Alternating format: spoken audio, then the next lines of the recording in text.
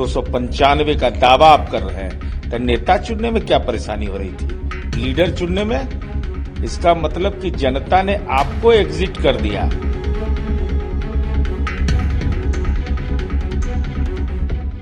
Exit poll के आधार पर नतीजे क्या आएंगे यह तो स्पष्ट होगा 4 जून को। लेकिन महत्वपूर्ण पक्ष है कि इंडी गठबंधन की 7वें चरण के चुनाव के दिन ही बैठक, ये बेचैनी और हड़बड़ी किस बात का? और साथ ही साथ मुझे उम्मीद यह था कि कम से कम पूरे चुनावी अभियान में तो इंडी गठबंधन ने अपना नेता नहीं चुना, तो हमको लगा नेता उतना चुनेगा। तो ये केवल एक भ्रमजाल पैदा करने के लिए कि 295 सीट आएगा। अब वैसी स्थिति में जब राहुल गांधी और केजरीवाल एक दूसरे के साथ मंच शेयर नहीं कर रहे हो, तृणमूल कांग्रेस ने राजनीतिक रूप से कांग्रेस पार्टी को बीपीएल बना दिया, सीपीआई सीपीएम के साथ गठबंधन नहीं किया, तो ये मुंडे मुंडे मते भिन्ना है। लेकिन मत भिन्नता के बावजूद एकजुट हुए, लेकिन नेता कौन होगा यह घोषणा करने में भी लाचार हुए।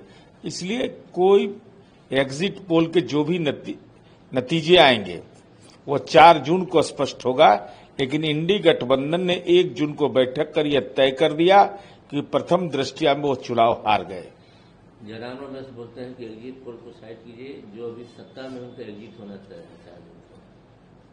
यह क्यों? यह अगर जयराम रमेश जी जैसे लोग बोल रहे हैं तो उनको यह भी बताना चाहिए था ना कि अब जब आपको इतनी सीटें तय है, 295 का दावा आप कर रहे हैं, तो नेता चुनने में क्या परेशानी हो रही थी?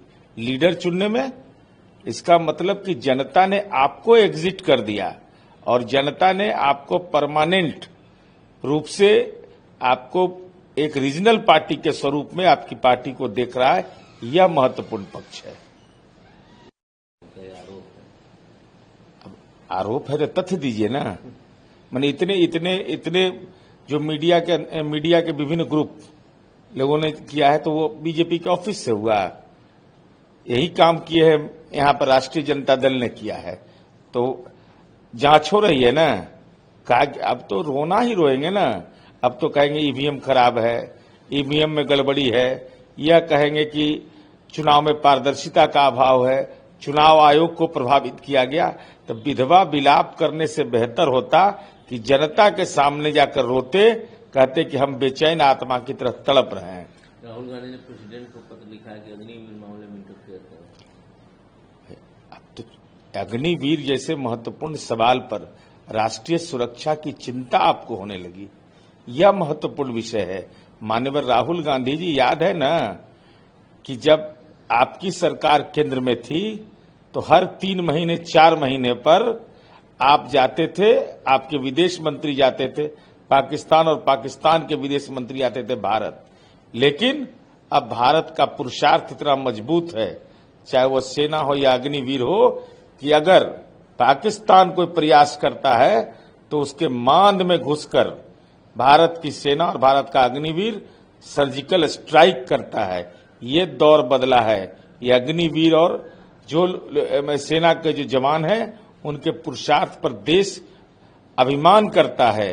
और आपको तो राष्ट्रीय सुरक्षा की पीड़ा ही नजर नहीं आती।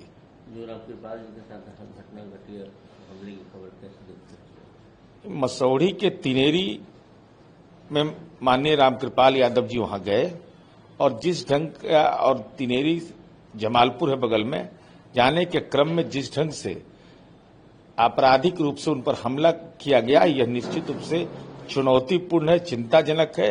जो भी अपराधी और गुंडा है वो सब जल्द से जल्द कानून के जद में आएगा।